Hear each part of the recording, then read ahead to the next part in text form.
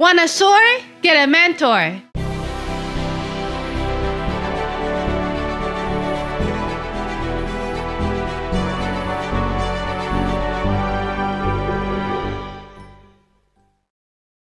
Hey, it's Nina Carmichael, and we made these videos because you're probably the most ambitious person in your circle. But you know you're capable of more, and you get that push by surrounding yourself with the best. So today, let's learn from one of the best, my husband Evan Carmichael. And if you don't start practicing this, you will lose. Enjoy!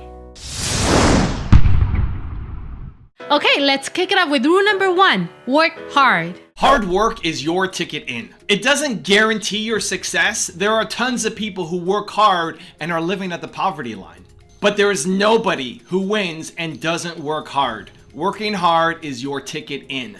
One of the biggest reasons why I've won on YouTube is because I've been making 3 videos a day for the past 5+ years. 3 videos a day for 5+ years. There have been 1 or 2 days where maybe I missed 1 video, not 3 videos, not an entire day off, maybe 1 video once or twice in 5 years. That's it.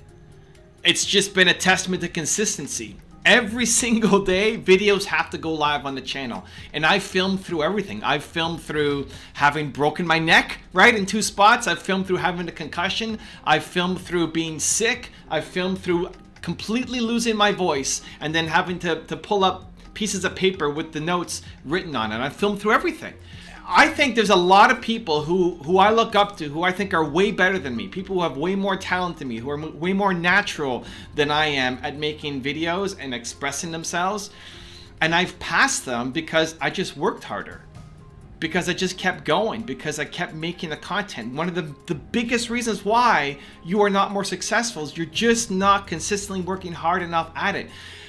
This game of entrepreneurship, whether you're trying to be a YouTuber or something totally different, it's, are you getting up every single day and doing the thing that you have to do? Because you're gonna get punched in the face. There's gonna be so many setbacks. Even today, this morning, my wife had a rough night last night. She had allergies. She woke up at 4 in the morning, had to take some pills, and just had a really rough night. And that set us back on our morning routine, right? We have our morning routine. We go through our 5.5 S's every morning. We start off with singing. We'll put some music on, then sun, then soar, and then sweat, and then scare. And we got set back by half an hour by her having a late night. And this is where so many people fall down. When you have something that throws you off schedule, right? When you're sick, when life hits you in the face, when a distraction comes up, an emergency happens, how do you respond? Because if you only work hard when you have ideal conditions, you're never going to build a great business. We were set back half an hour today, right? What do? The same 5.5 S's. Let's go. How you respond matters. And so whatever's happening in your life right now, there's so many reasons why you can't win. There's so many reasons why you shouldn't get up and work. Lots of reasons. Reasons that are justifiable.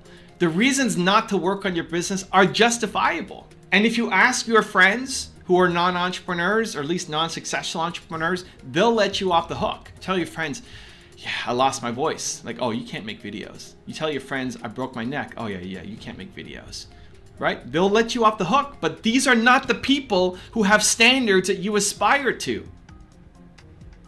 Don't allow the low standards of your friends prevent you from doing the thing that you should be doing. And so how you respond to these emergencies and these life situations that happen matters. It means something.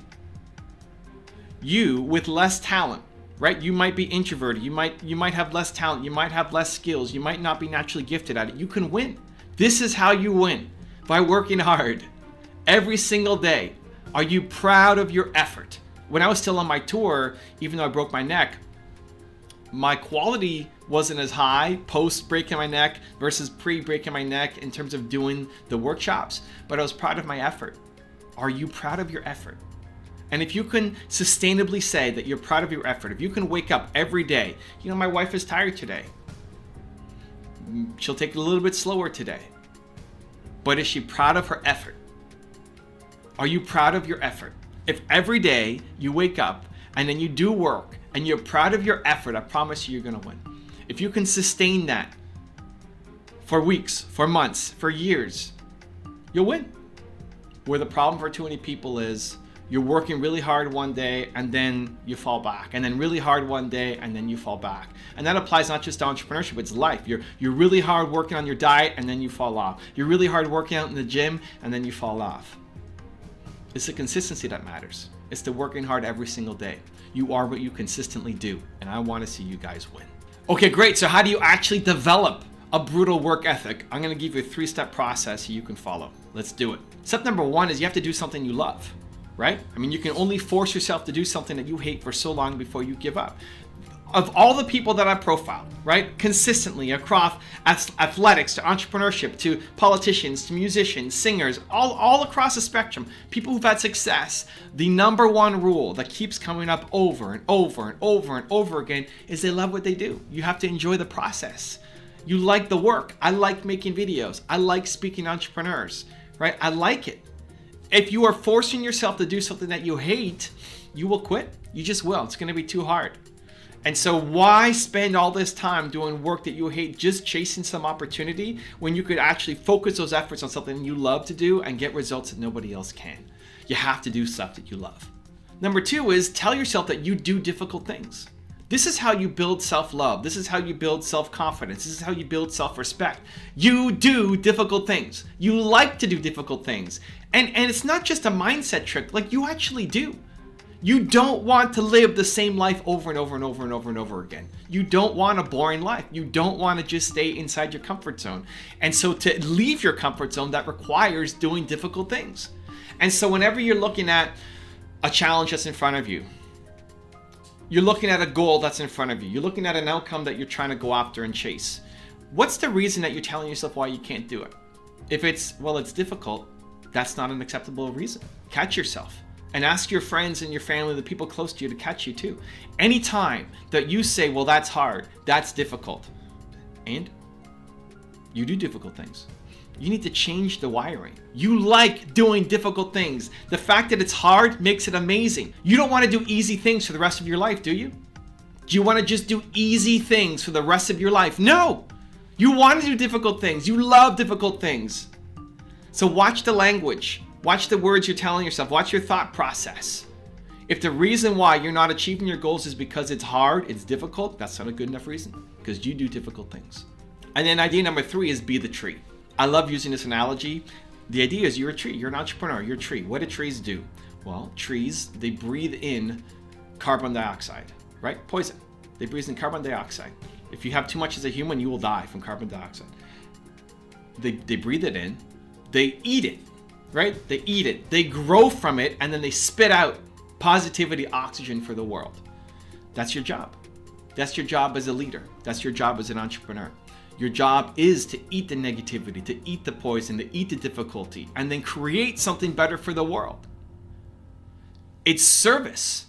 Whatever this challenging thing is that you have to deal with, whatever you're trying to work so hard on, whatever you need to develop a better work ethic on, when you do it, you'll be able to help other people do it as well. And if you believe, like I believe, that humans are built to serve, then you're going to be able to help other people, because your purpose comes from your pain. Because the thing that you struggle the most with, once you figure it out, once you get through it, what will make you come alive for the rest of your life is helping other people who are currently going through that thing. So you're a tree. This is what you're meant to do. This is what you're born to do. This is what you love doing. You're supposed to breathe in the poison, eat it, grow from it, and then make the world around you a better place. Rule number 2, attack the fear. People aren't afraid of failing. You're afraid of failing in front of other people. You'll sing in the shower, but you won't sing on the street corner. You'll record a video, but you'll never release it. You'll be your own biggest critic, but you won't at the same time also be your own biggest fan. That needs to change, starting today. So my biggest fear is disappointing people. I'm terrified of disappointing people. The idea that you would come to my Thought Leadership Academy and I would teach you how to win on social media and get the ideas out of your head and pay $2,000 to do it. The idea that you would come and be disappointed destroys me. And it's led to some positive things in that I always over-deliver. I'm always obsessed. I'm always putting so much value to that. Even if you only get 10% of the value I'm giving, you still more than made the money that you invested into any of the stuff that I'm doing. But at the same time, it's still this fear. And so I want to attack the fear. I teach myself to attack the fear. And I think you should too. An example was when I did my tour, 90 days, 23 cities. And I did a paid tour because I was afraid to do it. Initially, it was supposed to be a free tour. It was supposed to be coffee shop meetups across the US, low risk, super easy. If one person shows up, great. If nobody shows up, awesome. If 100 people show up, great. There's no risk, right? It's free. You come, don't come, whatever. And my agent said that's playing it small. You got to charge for the event. And my first reaction was, oh my God, I can't charge for this event, right? Like, choking up because I'm afraid that if I start charging for it, then I need to bring so much more value. And because that was the reason, then I had to go off and do it. If there was a strategic reason why I should do a free event, then that's fine. My next tour I'm looking at for 2020 is going to be free, is going to be ideally, fingers crossed, I get my book deal. It's going to be at bookstores with my new book launch. So I want to do 20 something cities, East Coast, Texas, Mexico, with my book launch. And it's free to come. Hopefully you buy a book, but it's not required, but it's free to come out because it's going to be supporting the book launch. That's a strategic reason why I should be free. I didn't have a good reason why the first one shouldn't be free, why the tour this year shouldn't be free. And so I had to do it. I had to step into the fear. You have to step into the fear and do it because you need to attack the thing that you're afraid of, especially when it's related to other people, right? I'm not afraid of failing. I'm afraid of failing in front of other people. Right? I can suck all day here in the office, but I don't want to suck in front of somebody else. I don't want to make people feel like whether they're spending $50 to come and see me that was on tour or $2,000 to come see me at my Thought Leadership Academy here, I don't want people to feel disappointed. And because I feel that way, I need to step into it. And I try to teach myself, attack it, attack it, attack it. If there's no good strategic reason why, then I have to do it because otherwise I'm playing small. And even just attacking it for the sake of attacking it is good. Even if it doesn't lead to a positive result for your business, it's good because you're building strength, because you're pushing your comfort zone, because you're getting better, because you're growing. That's worth something. That's a ton of value. Because if you can conquer your fear of doing this one thing, that translates to every area of your life. If you teach yourself to have more courage, that translates everywhere. So maybe you're afraid of, if you're on a cruise ship and they bring up couples and they do a game show, you're afraid of what might happen on that game. Do it. How does that make you a better entrepreneur? It makes you 1,000 times better as an entrepreneur. Because that's the same fear that you face in your business. That fear of going on that game show on the cruise ship, that fear of taking your phone and recording a video in public on the street. These fears that seem like nothing, they show up everywhere in your life. They show up everywhere in your business. And so learning to tackle them, especially in low stakes, starts building the muscle. Who cares if you fail on a street corner making a video? Great, go do it. If that is scaring you right now, do it. Teach yourself. You do it. You have courage. You do scary things. You come out on the other side. You'll come out with more strength, and then you'll start seeing things happen in your business. You'll have more courage. You'll have more boldness. You'll be more willing to do things, and then your business starts taking off. You have to lose the fear of failing in front of other people. I'm going to give you 3 ways on how to do it. Step number 1 is embrace your bold ideas. I'm a big believer that when you have these moments of boldness, maybe it's happening right now, maybe you're feeling bold right now watching the video, amazing. You have these moments of boldness. We have moments of boldness. I don't think people are bold all day long, right? And if you are, then you have moments of even greater boldness. You have these moments, these spikes, these hits, right? You go to an event, I look at people come to my Thought Leadership Academy. They have these huge moments of boldness, right? And then you fall back down. And that's normal. You're watching a movie, you get inspired, you fall back down. You have a conversation, you get inspired, you fall back down. The decisions that you make in the moments of boldness, I believe, are the right ones for you. Those are the decisions you have to follow through on and embrace. And then your head talks you down from them. The head brings you back down to playing small. And so when you're feeling bold, what have you come up with? I want to go do X. You have to go do it. You have to start building momentum. You have to start committing to some other people. Embrace the bold ideas. Recognize that those aren't the crazy ideas. Those crazy ideas that come up with when you're feeling bold are not crazy. Those are actually the best ones for you. You're just buried under a pile of garbage of limited beliefs on top of you. Those are the things you have to go chase down. And when it gets hard, when it gets difficult, when you want to quit, remind yourself, this idea came to me when I was feeling bold. I have to do it because I do bold things. You teach yourself. Step number 2 is expect to suck. This is where it gets super liberating. Expect to suck. The first time you do anything, expect to suck. Why do you expect to be great the first time out? Why do you expect your first video that you make to be great? It's not. It'll suck. That's the best. It should suck, right? If you are amazing at making your first video, then you should have started making videos 4 years ago. I believe that. You waited too long. Your first at anything should be terrible. It doesn't mean that you suck. I think you're amazing. You're a genius. You're Michael Jordan. You're the best of all time. It's something. But Michael Jordan didn't dunk his first ball, right? He didn't shoot and it went in right away, right? You suck at the beginning. That's normal. Learning any skill, you suck at the beginning. And it's really hard because you know what looks good. If you want to be a basketball player, you know what a good basketball player looks like. If you want to be a YouTuber, you know what a good YouTube video looks like. But then you can't do it yet. Your first one sucks, and that's where most people quit because they expect to be good. They're worried about looking bad in front of other people. They're not good the first time out, and so then they never go back to it. And this is what happens when people are growing up. You fail all the time. It's normal. It's okay. You fall down. Awesome. You get back up. You keep going. And then we stop trying. As adults, how often are you trying new things? How often are you willing to risk failure, to risk losing, to risk looking like a fool? You don't want to. And so you're not trying as much anymore. And you never find the thing that you could be Michael Jordan at. You never find it. And you get stuck in some life and some job that you hate forever. That's most people. I don't want that to be you. You need to try more. You need to explore more. You need to expect to suck. The first 18 times of doing something, you may suck. Amazing. Keep going. The most important thing is, are you liking it? Do you like the process? Successful people love the process. I love making videos. I like this process. This fires me up. I'm just sitting here by myself in my office, talking to a camera. I love it. This is great. I love it. For other people, they may hate it. Amazing. Don't do that. Go do something else. Go build little Timo toys, right? Awesome. Whoever made this. Who made this? Design in California. Oh, they didn't even give them credit. All right. Design in California. Right? Go make toys. Go do something. Go do the thing that you love. Expect to suck, but if you love the process of it, you will get better. Think about whatever you learned in school, most of it you forgot. But the thing that you remember is the stuff that you connected with, that you liked more. So when you love something, you're going to just learn it a lot faster. When you like something, you're going to get better a lot faster. Even if you suck at the beginning, you'll get better a lot faster. You have to find that thing. And step number 3 is tie your self-worth to the effort, not the result. What I want you to do is go home and then sleep and think, am I proud of my effort? Am I proud of what I did today? Am I proud of the effort that I put in today? I want to be proud of my effort today in making videos. Right? I'm trying my best. Maybe it's not good enough. Maybe today sucks. Awesome, but I'm trying. I'm proud of my effort. I'm proud of the attempt. Most people tie their self-worth to winning, to the results, to the money, to the gold medal, to the whatever, right? To the YouTube, to the plaques back there. You can't do that.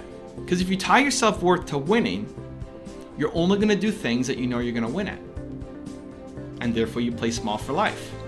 If you value winning above everything else, you'll only do the things that you know you're going to win at. And so you play small for life. You stop trying new things because you're going to fail at the beginning, right? Expect to suck.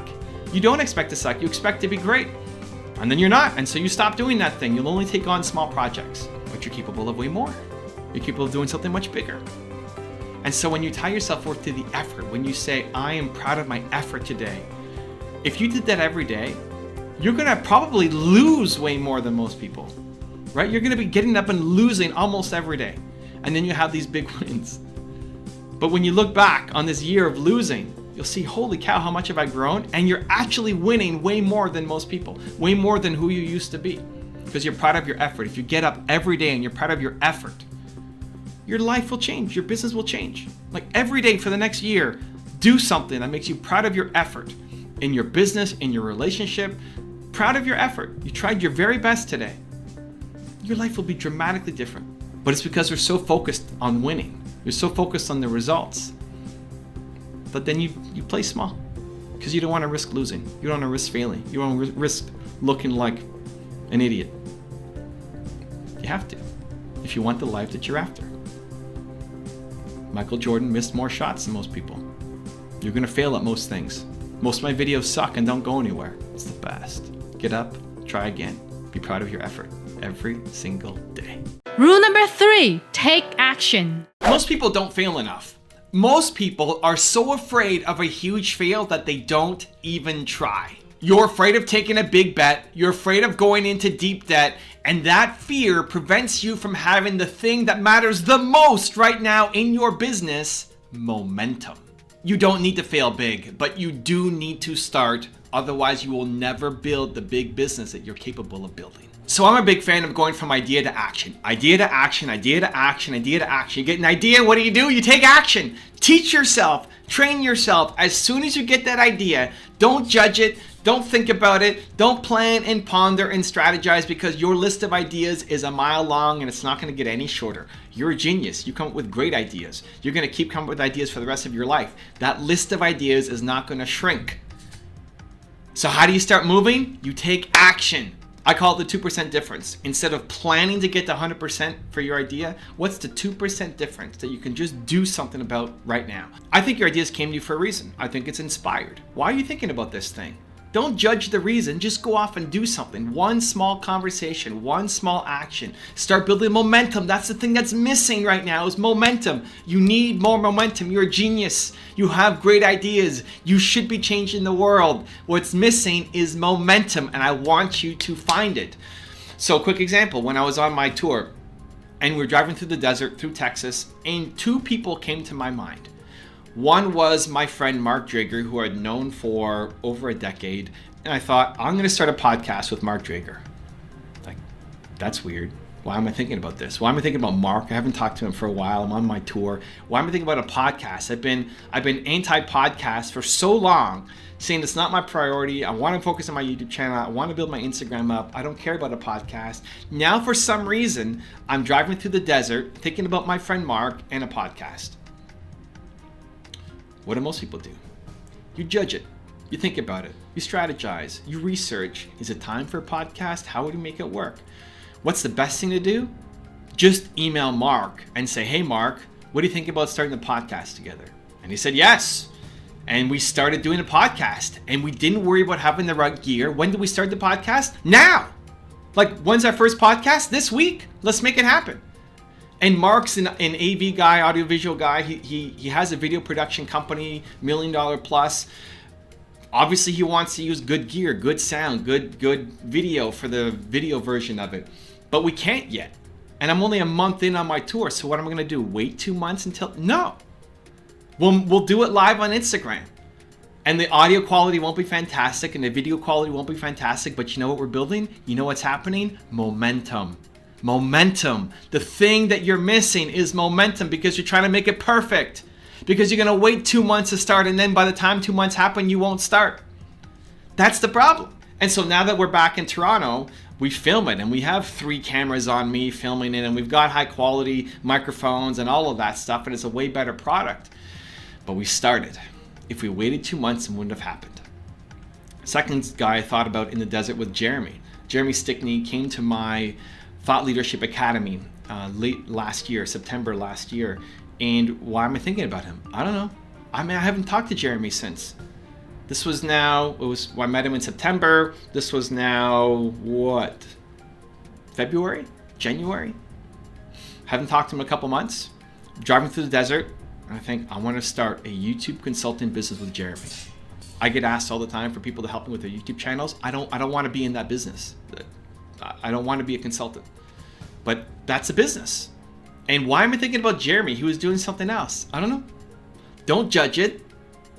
Don't disrespect it. Don't worry about it. My next step is I want to talk to Jeremy. I'm going to Facebook message him. So Nina's sitting next to me and said, Nina, we need to message Jeremy Stickney and say, Jeremy, I have an idea for you. And I need to get him on a Facebook Live call today. And he was working. It's like, I need to get him on the call. Tell him to take a break. I need to get him on a call right now. Momentum, guys! Momentum is the thing that's missing right now. It has to happen right now. Your ideas matter. Don't judge them. Your ideas are important.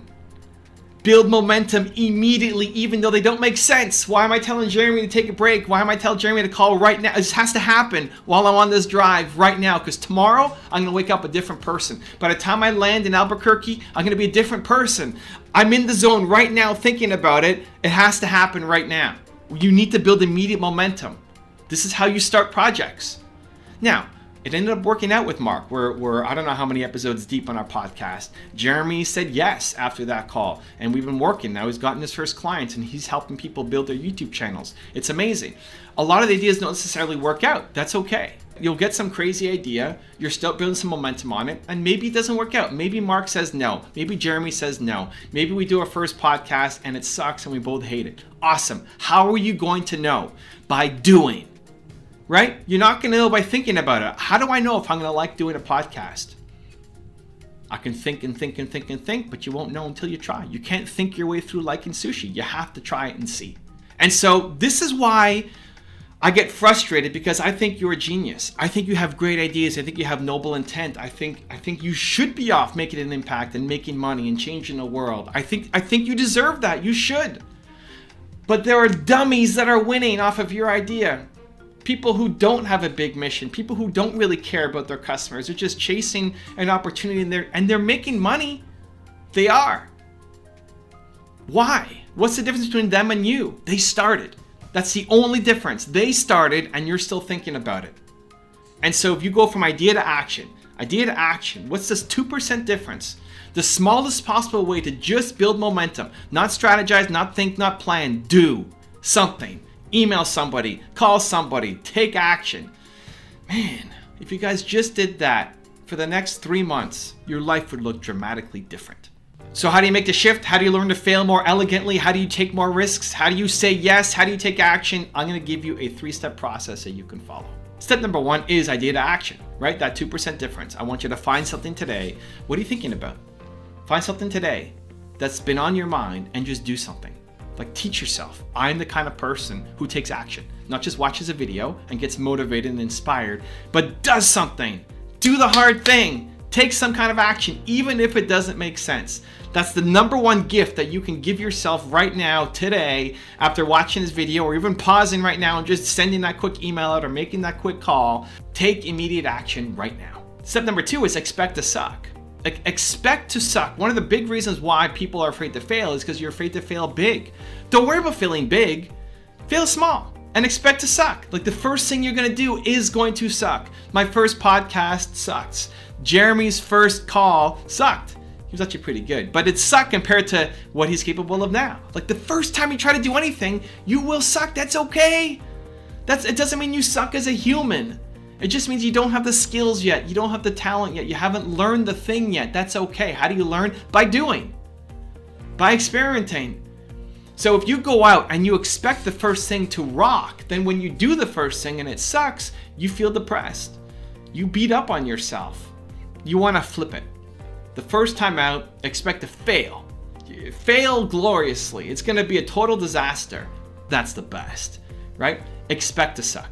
And what that does is reduces the pressure. If you expect to suck, then there's no pressure. Then you can have fun. Then you can actually have fun. And when you're having fun and you're loving it, you're going to create some amazing things. So step 2 is expect to suck. And then step 3 is, how did that make you feel?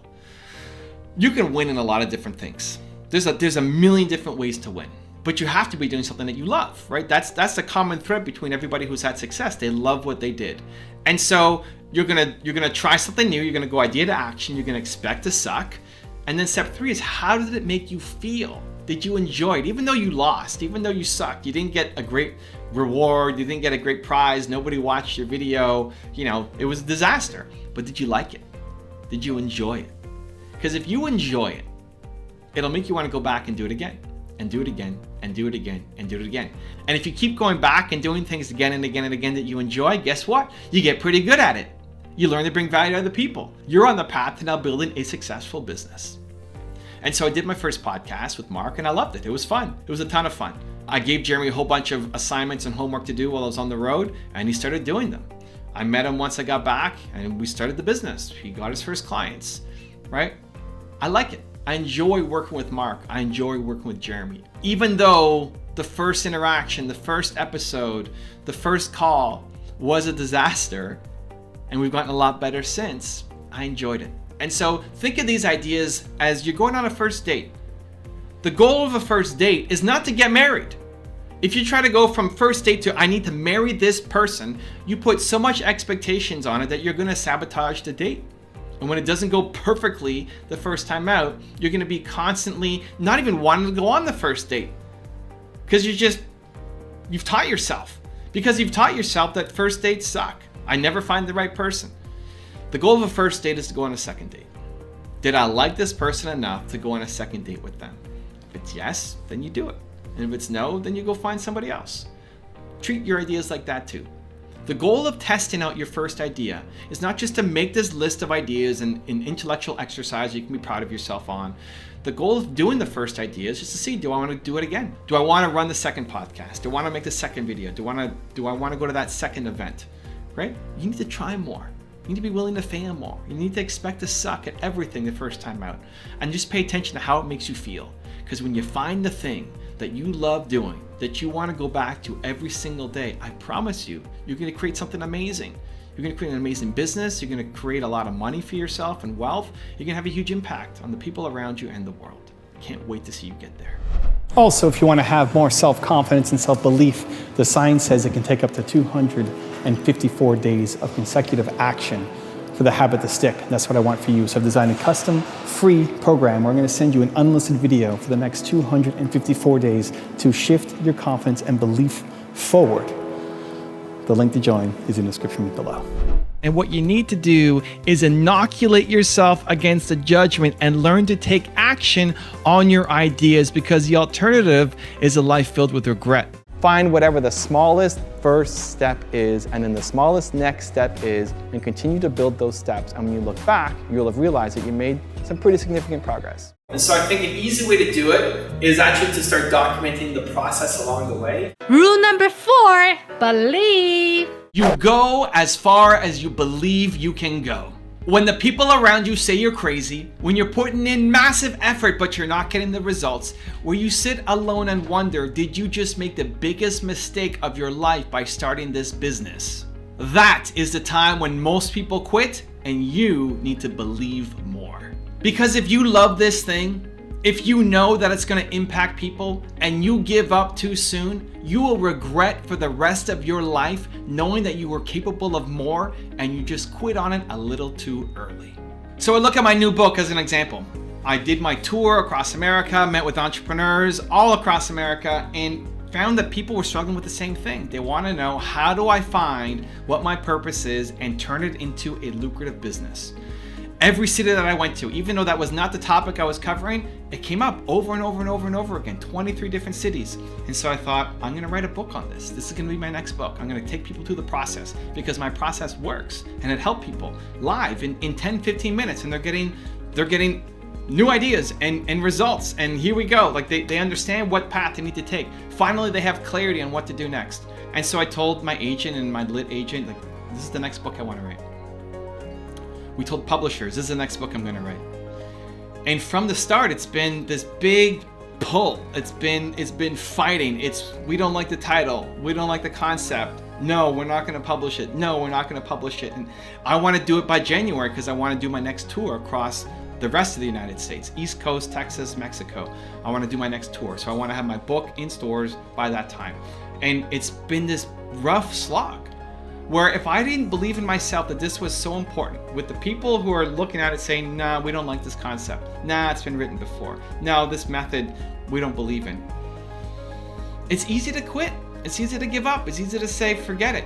I just know that it's gonna work. I know that the process helps people. I've seen it with my eyes across 23 cities over 90 days. I wrote the draft of the book and I gave it to some beta readers.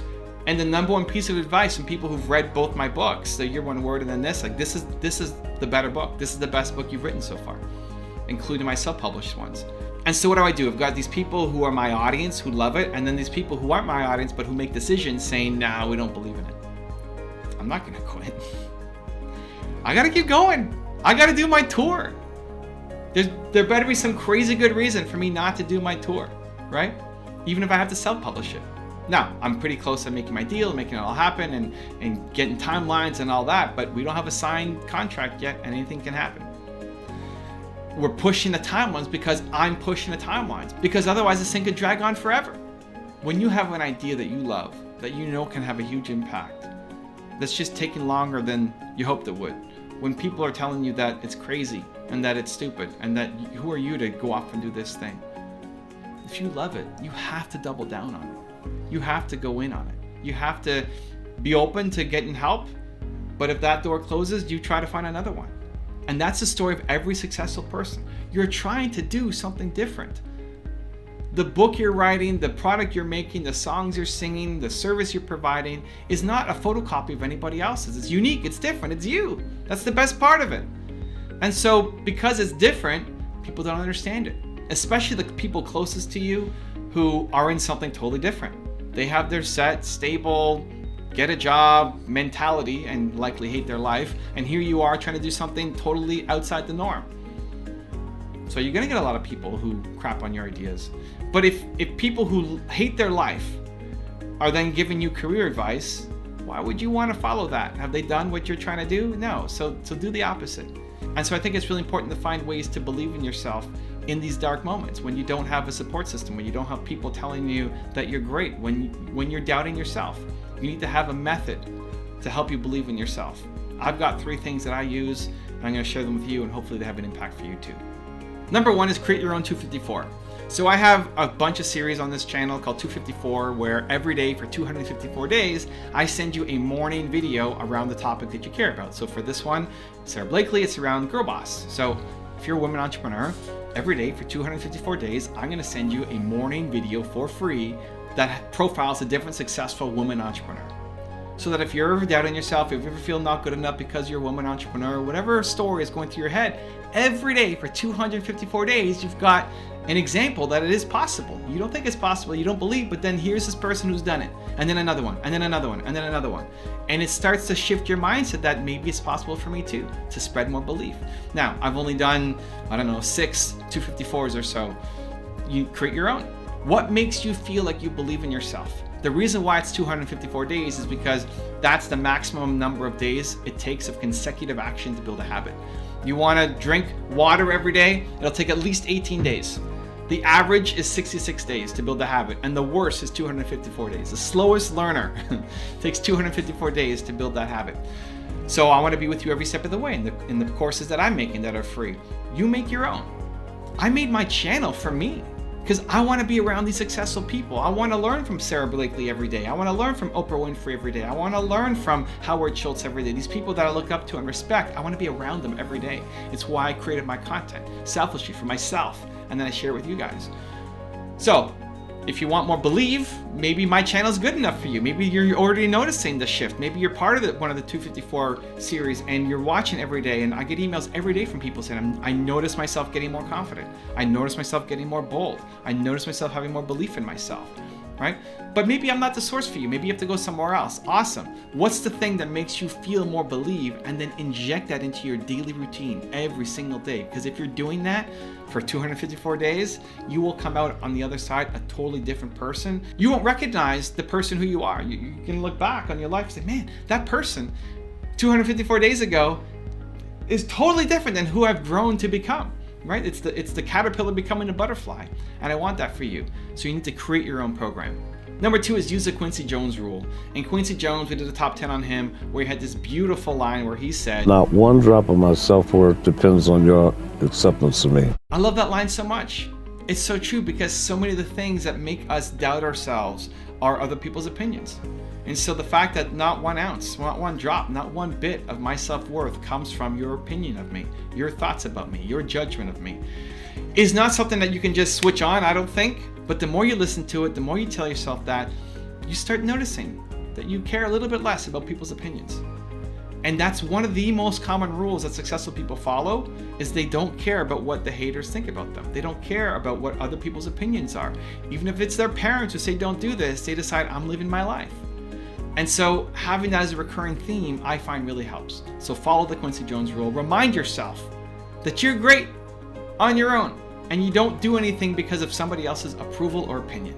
And the third thing I remind myself of is be a tree. You're a tree. What does a tree do? A tree breathes in poison for humans, carbon dioxide, right? Breathes it in, eats it, grows from it, and then spits out oxygen positivity for the world.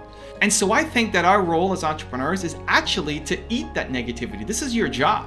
Your job is to eat the negativity, eat the hatred, eat the doubters, eat the people who are complaining, and say, I'm going to create something better. Here's what I'm going to do. And then you go off and do it. You take that, you eat it, you grow from it, and you create this amazing product or service that has a big impact. And then what you're doing is you spread hope. You spread possibility. You spread belief that other people can look to you and say, man, look at what that person did. Look at what she did. Look at what he did. I can do the same thing. I want to take a shot on myself too. Even the willingness to try is an inspiration. Even if you don't make it, even if you don't build some huge business, just the fact that you're willing to try is an inspiration to other people. And so when I see the negativity, when I see people hating on my ideas, when I see people saying that that's never going to work out, I tell myself, I'm a tree. Bring it. This is the best. Bring it. Give it more. Give it. I'm going to eat all that. I'm going to grow from it. I want it to be public so other people can see negativity coming at it. And here's how I'm going to react to it. And here's the product service that I'm going to create. Spread more positivity. Spread more oxygen. Spread more belief. You're a tree. Rule number 5, focus. The problem is not that you're not a genius. The problem is not that you don't have great ideas. The problem is that you are not focused. You haven't said that this is the thing. This is what I have to accomplish today. This is the mission that I am on, and nothing is going to stop me. If you don't learn to focus on what's important to you, you'll never do important things and live your life reacting to what's important to other people instead. So I recently started a new business with one of my Thought Leadership Academy students, Jeremy. He came to my event last year. I was thinking about him on my tour this year and said, I want to start a business with Jeremy around YouTube consulting. I get asked a lot, hey Evan, can you check out my channel? Hey Evan, can I work with you? Hey Evan, can I hire you for XYZ? Looking at my channel, giving me ideas, mentoring, guiding me. And it's just not the business that I want to be in, but it is a business. And so I thought, Jeremy's going to come on board. He's going to do it. Now, when I recruited him and called him, he was not a YouTube expert. And I gave him the homework and said, listen, if you want to do this business together, it's got to be important to you. I'm halfway through my trip on my tour. I'm coming back in a month and a half. Here's what I need you to know by the end of the month and a half.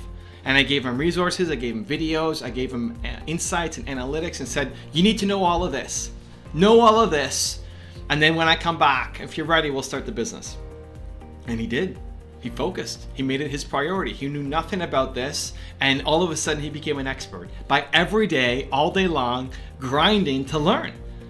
By researching everybody who is an expert at this, understanding their methodologies, their best practices, looking through all my videos, my thumbnails, my strategies, all the things that I've talked about in the past, digesting it, kind of like the Matrix, when Neo's in the Matrix and now he can learn Kung Fu, and now he learns how to fly a helicopter, all of that stuff. That's basically what he did. And when it came back in a month and a half, I put him to the test and said, hey, let's do 2 free calls. We'll take 2 people from my community and say, hey, free call, let's go. And he blew me away with how much he knew because he focused on it. Here's a guy who went from knowing almost zero to now being an expert to be able to really help give value to people. And now when we're looking at new people coming in, I barely have to do anything. Because he already knows what I'm going to say. He already knows. He's already done the work. He's done the research because he spent that time on focused effort. And this is where I think a lot of people feel like they're never going to win because you may not have had the expertise. You don't have the education. It doesn't take long to become an expert. It's just focused work that you're passionate about. Focused work. You could quickly become, in a matter of months, an expert at something if you just focus in on it and dedicate your life to that thing that you love. You can easily pass people who are experts at something who don't love their thing, but because you're willing to take it on, you're willing to absorb. Think about when you went to school. How much of the information you had in your head, but you had to read over the page 4 times. So you're at the same page 4, 5, 6 times because you got lost, you got distracted. That's not focused work because you don't love that thing. But when you love something, how much faster do you retain it? How much more enjoyable is the learning process? How much better are you really quickly because you love doing that thing? And so Jeremy got really good really quickly because he loved it, because he attacked it, because he focused on it, because he made it a priority, because he didn't say, well, I'll spend half an hour a week trying this new thing. No, that's not how you win. Now, where do we go from here? We'll see. Does Jeremy want to be a one-man band forever? Does he just want to be a high-paid consultant? Does he want to then bring on a team? Does he want to expand? Does he want to have products? We'll see. We'll see how that business evolves and flows. But he got here in a really short amount of time because of that focused effort and energy, and that's what I want for you. I want you to take that big idea that you have. I want you to take the thing that you have great ideas. You're a genius. You are a genius. Why are you not winning? Why are dummies winning from the same ideas as you, from like a half-baked version of your idea? They're off winning because they focused on it. That's the only difference. The thing missing in your business's success story is a lack of focus and a lack of momentum.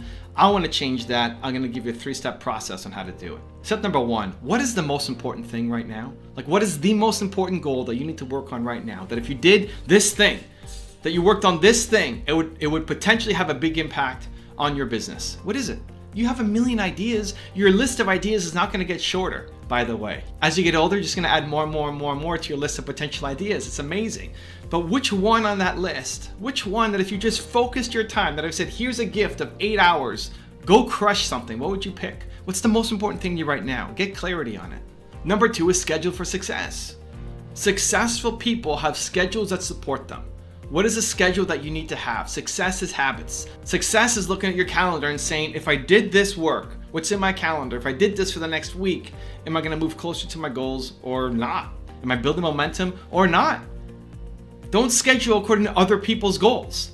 Schedule according to your goals and put everything in there. How much time do you want to spend as a father, as a mother, as a husband, as a wife, as a son or as a daughter, as a friend?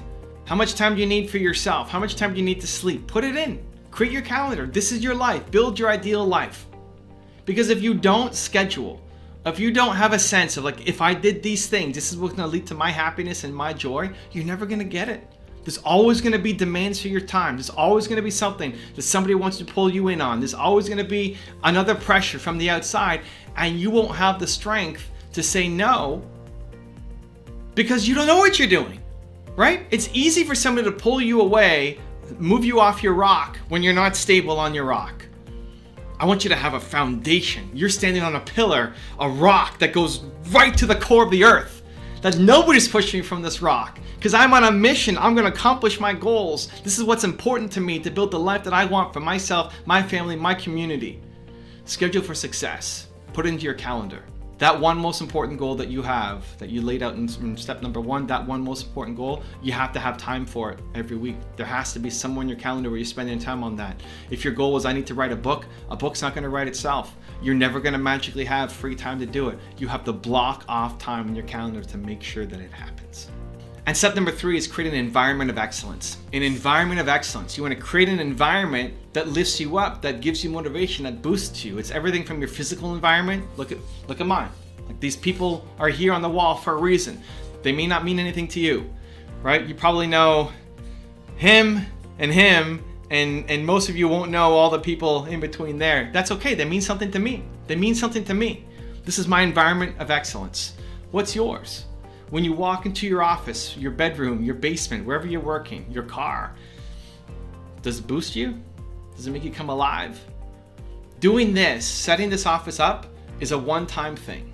And then every day I walk in and it's a reminder. It's a reminder to play bigger. It's a reminder to believe in myself more. It's a reminder to chase down excellence. It's a reminder to not stay comfortable. Build your own environment of excellence. Rule number 6, the last one before our very special bonus clip, just try your hardest. You need to tie your self-respect to your efforts, not your results. Where you get your self-love from, your self-respect, your self-confidence should not come from winning. It comes from trying. Because if you tie your self-respect to winning, you'll only do things that you know you're going to win at, and therefore you play small for life. So I'm training a guy on my team who I've promoted, and I'm putting him in a position that is way beyond his skill set, way beyond what he thought he'd be doing, and it's a big push outside his comfort zone. He was a guy who was doing a bunch of admin tasks for me, and now he's in charge of all of my YouTube analytics. I want him to be my data guy. I want him to go through the thousands of videos that I have on my channel and make recommendations to say, this intro is too long, this intro is too short, this thumbnail sucks. You know, when you talk, Evan, things blow up or things suck. When you wear black, people love it. Anything. Go through all the data, go through all the analytics, and tell me where we need to make improvements. So I was on a call with him yesterday, and I had to have a serious talk with him because he's looking for data that supports his hypothesis. Because he suggested on my channel, my main channel, that we go back to my original intros where I say, one sentence here, one sentence here, and one sentence here, and then he's Robert F. Smith, and here's my take on his top 10 rules of success, right? That's what we did way back, like in the very first original series of the top 10s, and we've evolved. So he suggested take out the song, take out the intro, take out a whole bunch of stuff, and just do those 3 things, and let's see if it works. So that's what I did. Like, great, good idea. The data supported it, backed it up. Let's go and try. We haven't tried it, we won't know. So we tried it. The first video came up was the Robert F. Smith top 10 rules for success on that new template. And I'm looking at the data and it sucked. You know, my goal is to get 70% audience retention at 1 minute. That's my goal across my channels. 70% audience retention at 1 minute. That means 30% of people max have left at the 1 minute mark. That's an insanely high goal to reach. Almost nobody hits that, especially consistently. You might think, oh, 70%, it's easy. It's insanely difficult in the YouTube world. So I looked at the numbers for this one, and it was 52% or something brutal. We don't really operate in the 52% range. So this one came in, it was brutal. 52%, like having a heart attack. Oh, it sucked. People hate this. And then I asked him, hey, how are we doing on the new videos? And he sent me this report that says, hey, well, on our relative data is up. You know, a relative of data saying compared to all videos on YouTube, this video is doing well in the first minute.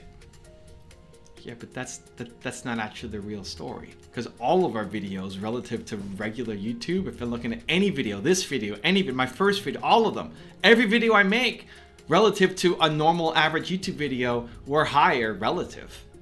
That's not what I'm looking for. We're going after 70% audience retention at 1 minute. You know this. This is where we're focused.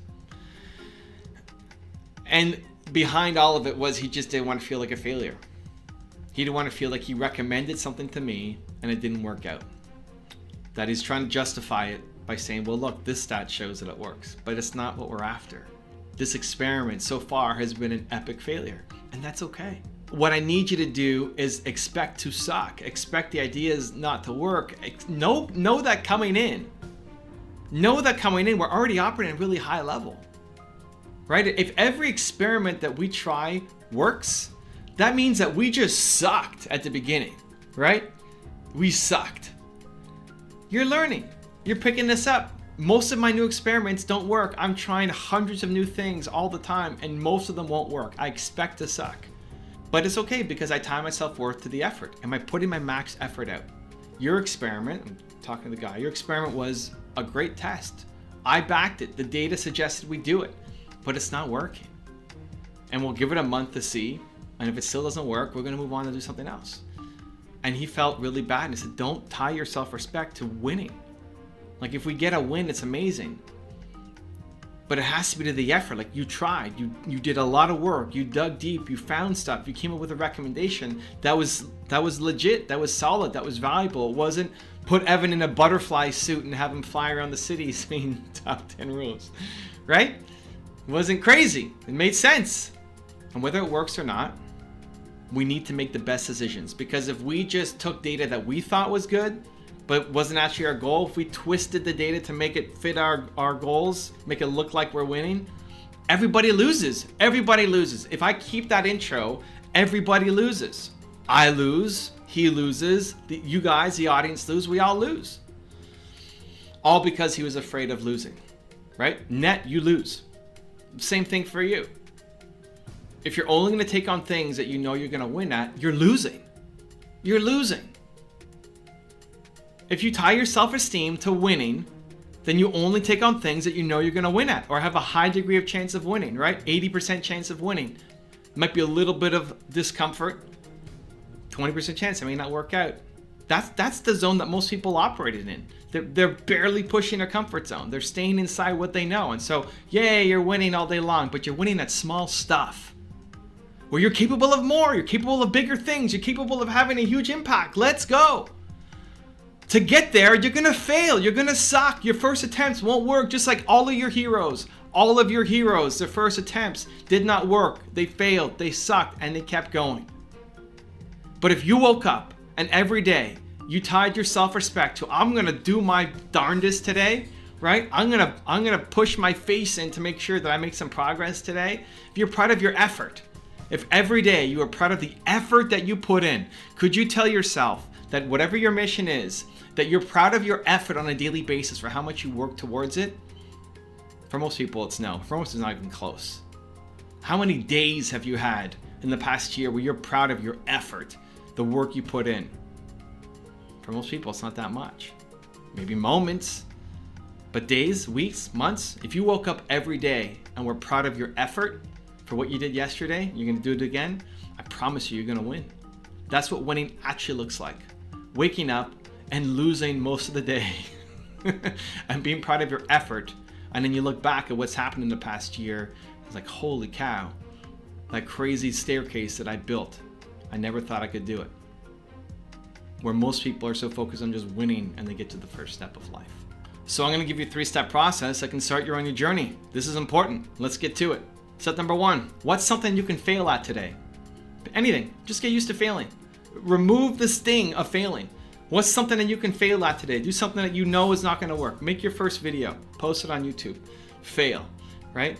Ask somebody for their phone number on the street. You know, somebody of the same sex. If that's not how you roll, right? Somebody where like, you know you're gonna fail. Just do it, just to remove the sting of that. Realize that failing is not that bad. Failing is not fatal. It's okay. What can you fail at today? Something small. Step number 2, why are you proud of your effort for trying? Why are you proud? Why are you proud of you just failed? Why are you proud? You didn't get the result. It didn't work. Why are you proud of yourself? Because I put in the effort, right? What's the effort? How can you say, man, I am so proud of myself for trying to do that scary thing? Because conquering scary things through action is the thing that you want to be proud of yourself for, because you tie your self-worth to you being the person who does difficult things. You do difficult things, not you win at small things in life. Make that shift. So that thing you're going to fail at, what are you going to tell yourself you're proud for? And then step number 3 is, how will you celebrate the attempt? How do you celebrate? Celebrate. Pat yourself on the back, clap it up, post to social media.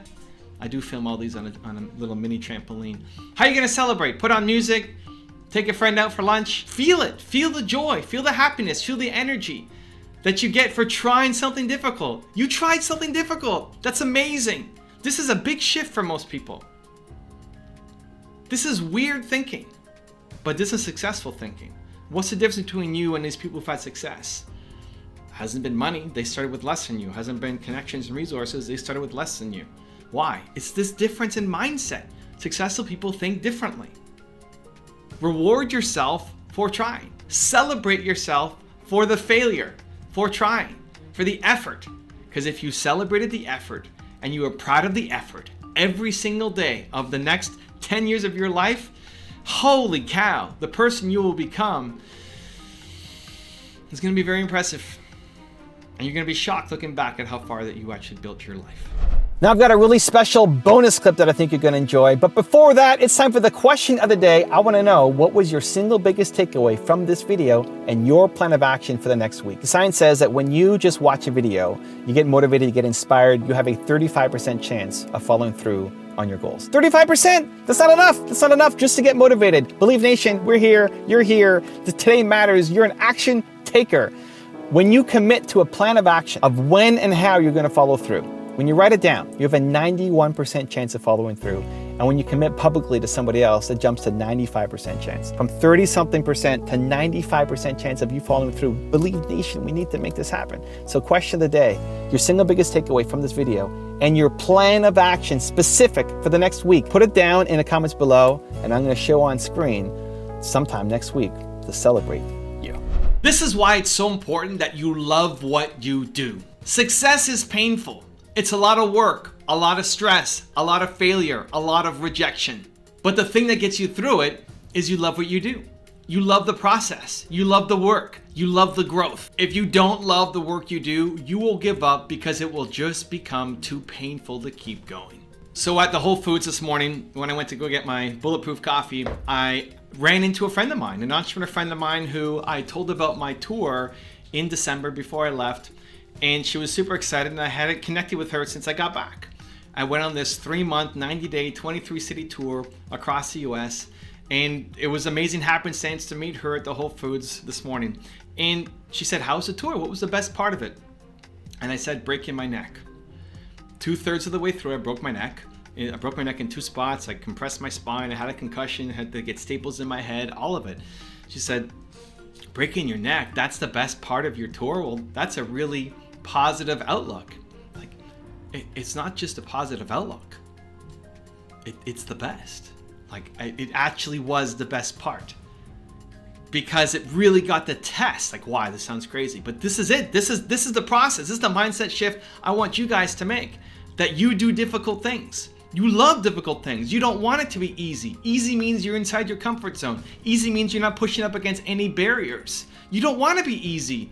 Stop getting these easy, small, tiny wins that you can snack on. You do difficult things. You love taking on amazing, huge things. That's who you are. That's what you do. And this was a chance for me to grow and help cement that for myself. I'm sitting in the hospital and I decided earlier that I was gonna go and go live every day on my tour. So every day, even though I'm in the hospital, I was still doing my Instagram live from the hospital bed. And the next day I'm still struggling with my concussion. And even though the live stream was 5 minutes long, guys, I can't really look at the screen. The doctor said I'm not allowed to have any screen time, but I promised to be here doing my live. And so I'm gonna stay on for a couple of minutes, think, and everybody's giving love and support. And it's amazing. I wasn't able to do my Denver event because I was in the hospital. My next event, I refunded everybody the money for, and I said, I'm not gonna be able to come and do 3 hours. The doctors don't want me to do it at all. I'm gonna come for an hour or so. I've already booked the place. We've all booked our evenings off. I paid for the hotel venue. I'll refund you the money. Why don't you just come out and we'll chat and take pictures and selfies, and I'll answer questions and sign books and whatever you wanna do for an hour. And it ended up being an hour and a half in Kansas City. And then my wife pulled me off. She started seeing that I was getting, a little dizzy, not able to answer the questions as quickly. And that moment was one of the greatest moments in my life. When my wife had to pull me off the stage. Said, okay guys, we're done. Evan can't go. I wanted to go, but she said, stop. That's it. We're done. It's over. I was at my physical limit. How often are you at your physical limit? How often are you actually at the limit? Not very often. The things you complain about, the things that we struggle with, you didn't get a decaf coffee, or they didn't have the right cream that you want, or that's what we complain about. I'm physically at my limit. I got the test and see what I was made of. And then we continued to tour. So I did another 7 stops, and I'm sitting at the front with pillows behind me, leaning up against the wall, with an ice pack on my right shoulder for 3.5 hours. In pain the whole time. And it felt the best. It's not just put an optimistic spin on it. It was the best. I got to push through this insanely challenging moment and come out on the other side. And even if we had to leave, even if we canceled the tour, the thing that would have canceled the tour was if my wife said this is too much for me, because she had to do everything now. She had to drive where I was driving before. I couldn't even put my pants on by myself. She had to help me every day and every night. She did everything. We love you, Nina. She did everything. That would have cut the tour short. And if we left and we went home, I would have been okay with it, because that was her max. But we worked our way through. It's one of those things that gets put in your bio.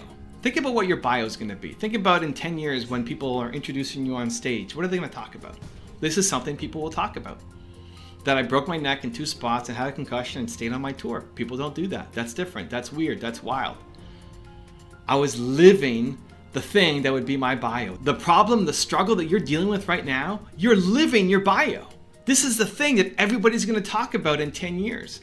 As you break through this and then you help thousands or tens of thousands or hundreds of thousands or millions of people come through the same pain and get out to the other side. This is what people are going to talk about. This is what you're going to be known for. This is the greatest gift of all time.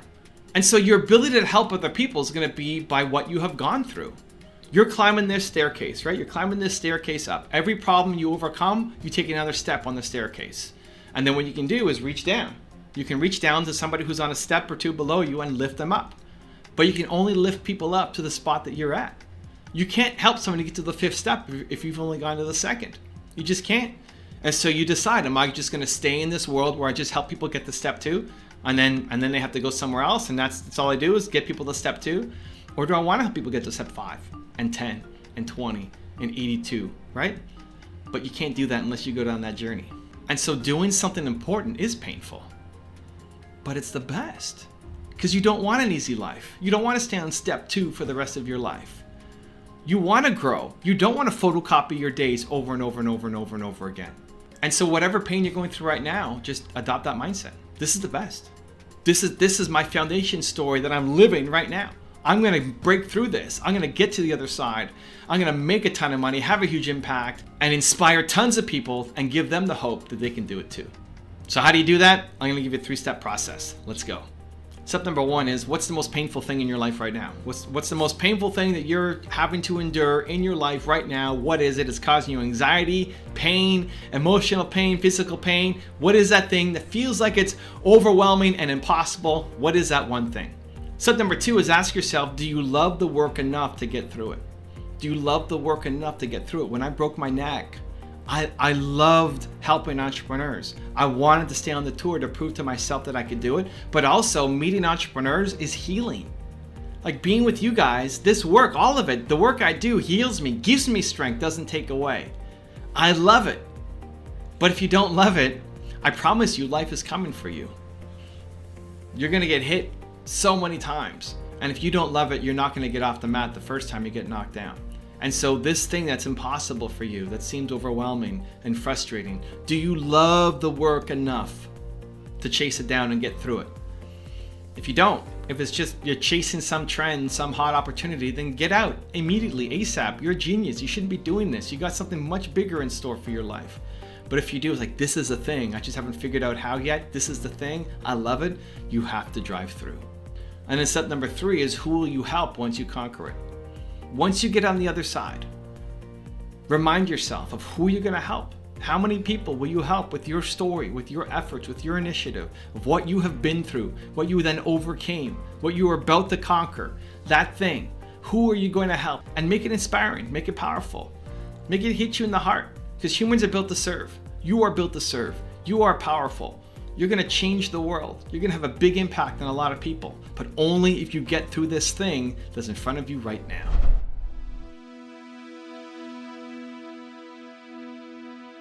If you want to learn how to find your greatest gift, check out the video next to me. I think you're gonna enjoy. I will see you there. So I recently came back from Brendan Burchard's mastermind in Puerto Rico with some super high level people.